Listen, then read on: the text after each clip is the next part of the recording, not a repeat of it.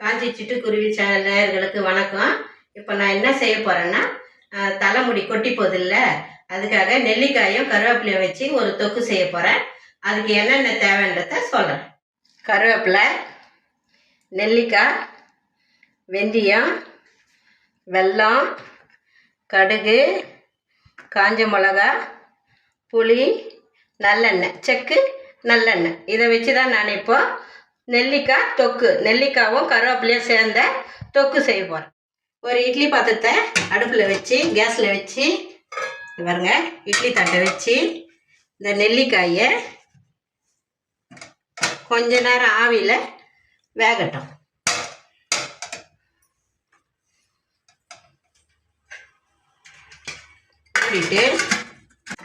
மூடிட்டு கொஞ்ச நேரம் வேகட்டும். இது கேஸை பற்ற வைக்கிறேன். திட்டமான தீயிலேயே நெல்லிக்காய் வேகட்டும். அதுக்குள்ளே புளியை ஊற வச்சிடலாம். புளி வந்து ஒரு பெரிய எலுமிச்சம்பழம் அளவு புளி.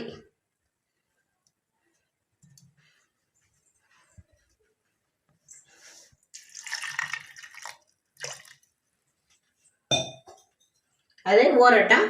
நான் அப்புறம் என்னென்ன செய்யலான்ட்டு, நெல்லிக்காய் வேகட்டும், அதுக்குள்ளே புளியும் ஊறட்டும், எப்படி தொக்கு செய்யணுன்றத சொல்கிறேன். இப்போது நெல்லிக்காய் வெந்துட்டு இருக்கங்க.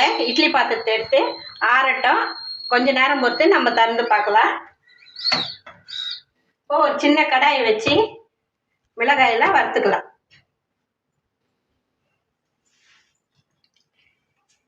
இப்போது வெந்தயம் பெரிய ஸ்பூனில் 1 போடுறேன். வெந்தயம் வந்து குளுமை, உடம்புக்கு நல்லது. கடுகு 1 ஸ்பூன் போடுறேன், பெரிய ஸ்பூனில். இதை வறுத்துக்குவோம்.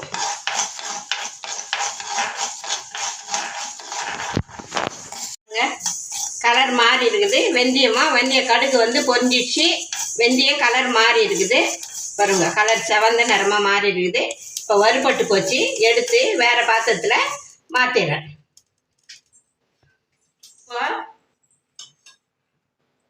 மிளகாய் இது வந்து 50 கிராம், காஞ்ச மிளகாய் 50 கிராம். இதையும் வறுத்துக்கணும்.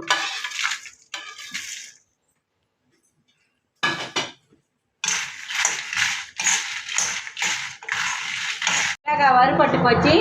இதுவும் ஆறட்டும். பாருங்க, நெல்லிக்காய் வெந்து போச்சு.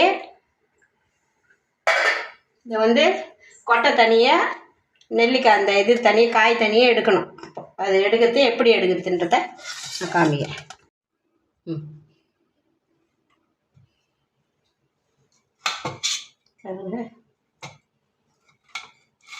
நல்லா வெந்து போச்சு. இப்போ இந்த கொட்டையெல்லாம் தனியாக எடுத்துடணும்.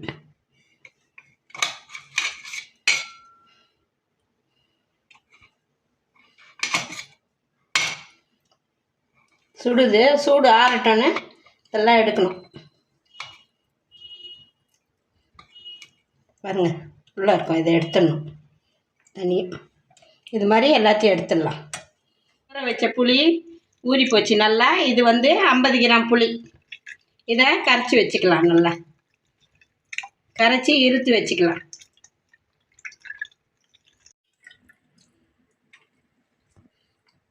பாருங்க, புளி கரைச்சிட்டேன்.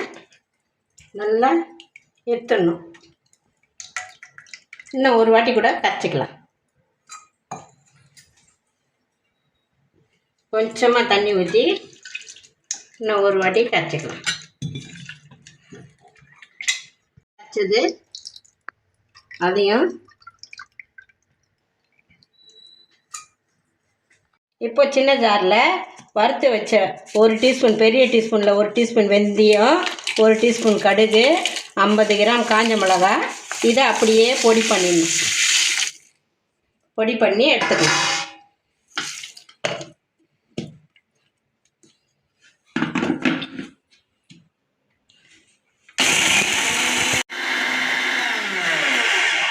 பாருங்க, இது சரியான பதம். சரியான பதத்துக்கு அரைச்சிட்டேன். எல்லாமே பாருங்க, நல்லா அரைஞ்சிச்சு.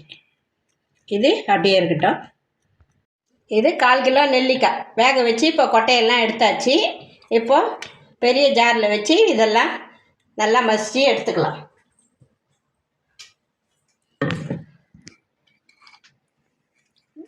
இந்த நெல்லிக்காவை ஜாரில் போடுறது. கருவேப்பிலை கடையில் 10 ரூபாய்க்கு கேட்டேன், கொடுத்தாங்க. அந்த 10 ரூபாய் கருவேப்பிலை இது. அது எவ்வளோ இருக்குன்னா, இந்த கிண்ணத்தில் 3 கிண்ணம், 1/4 கிலோ நெல்லிக்காய், இந்த கிண்ணத்தில் 3 கிண்ணம் கருவேப்பிலை இருந்தது 10 ரூபாய்க்கு. அந்த 3 கிண்ணம் கருவேப்பிலை இது. இப்போது பாதி பாதியாக போட்டு அரைச்சிக்கலாம். கொஞ்சம் புளி ஊற்றிக்கிறேன். புளி தண்ணி பாதி ஊற்றிருக்கேன். ஏன்னா மொத்தமாக போட்டால் அரைப்படாது, அதுக்காக. இப்போ இந்த பாதி கருவேப்பிலையும் போட்டுடுறேன்.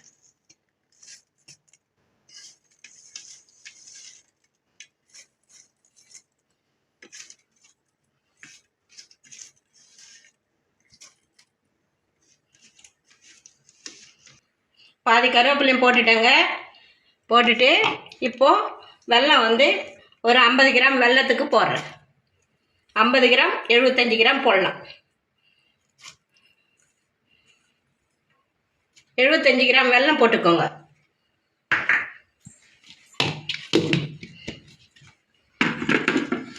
மறுபடியும் அரைச்சிக்கலாம். அந்த மீதி இருக்கிற புளி தண்ணியும் இதில் ஊற்றிடுறேன்.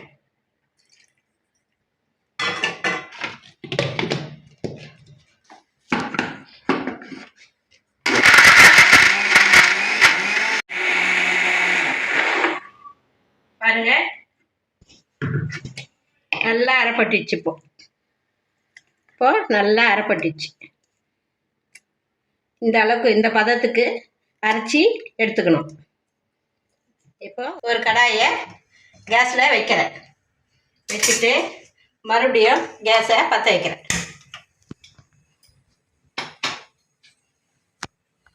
இப்போ கடாய் காஞ்சிச்சு, எண்ணெய் ஊற்றுறேன். ஒரு 1/2 லிட்டர் எண்ணெய்க்கு ஊற்றணும். நல்லெண்ணெய், சுத்தமான செக்கு நல்லெண்ணெய். பாருங்கள், 1/2 லிட்டர் எண்ணெய் ஊற்றிருக்கேன். இப்போ எண்ணெய் காஞ்சி போச்சு. கடுகு போடுறேன். இந்த பெரிய ஸ்பூனில் 1 ஸ்பூன் போடுறேன்.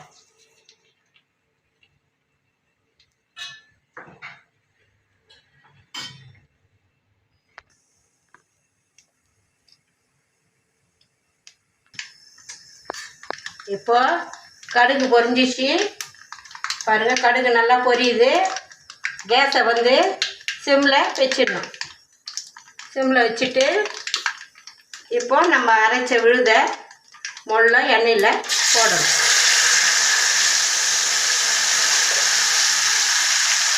நெல்லிக்காய் கருவேப்பிலை முடி உதிராமல் இருக்கிறதுக்காக இந்த பக்குவம் செஞ்சு காமிக்கிறேன். முடி உதிர தடுக்கும். இது வந்து சாதத்தில், இட்லிக்கு, தயிர் சாதத்துக்கு சாப்பிட்லாம். எப்படி வேணாலும் சாப்பிடலாம். நல்லெண்ணெயும் உடம்புக்கு நல்லது. வெந்தயமும் குளிர்ச்சி. வெந்தயம் வந்து தலையில் அரைச்சி தடவிப்பாங்க. அது உணவு முறையில் சேர்க்குறேன் நான். பாருங்க, பொறுமையாக இது மாதிரி சிறுந்தீ வச்சே கலரணும். நல்லா கலரணும். தலைமுடிக்காக செய்கிற இது முடி உதிர்வை தடுக்கும். நெல்லிக்காய் கருவேப்பிலை. நெல்லிக்காய் வந்து 1/4 கிலோ, கருவேப்பிலை ஒரு 300 கிராம், வெல்லம் 50 கிராம், 75 கிராம் போடலாம். பெரிய ஸ்பூனில் ஒரு ஸ்பூன் கடுகு, வெந்தயம் 1 ஸ்பூனு,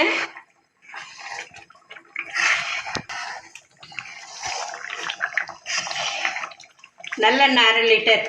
இப்போ தேவையான உப்பு, தூள் உப்பு போடுறேன்.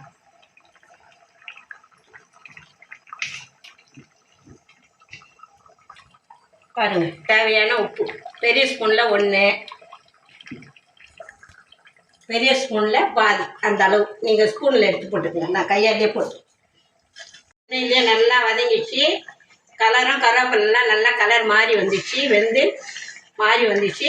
இப்போ நம்ம அரைச்சி வச்ச பொடியை போடலாம். இப்போ அரைச்சி வச்ச பொடியை போடுறேன். கடுகு, வெந்தயம், காஞ்ச மிளகாய் 2, 3, 3 ஸ்பூன் போடுறேன். இப்போ தலைமுடிக்கு மருத்துவ குணம் கொண்ட நெல்லிக்காய் கருவேப்பிலை ரெடி ஆயிடுச்சு. இப்போ கேஸை ஆஃப் பண்ணிடுறேன். பாருங்கள், நெல்லிக்காய் கருவேப்பிலை தொக்கு ரெடி ஆயிடுச்சு. இது வந்து சாதத்துக்கு போட்டு சாப்பிட்லாம், இட்லிக்கு சாப்பிட்லாம், தோசைக்கு சாப்பிட்லாம், எல்லாத்துக்கும் இது செட் ஆகும். இது தயிர் சாதத்துக்கு சாப்பிட்லாம். சாப்பிட்டுட்டு எப்படி இருக்குதுன்னு எனக்கு கமெண்டில் சொல்லுங்கள்.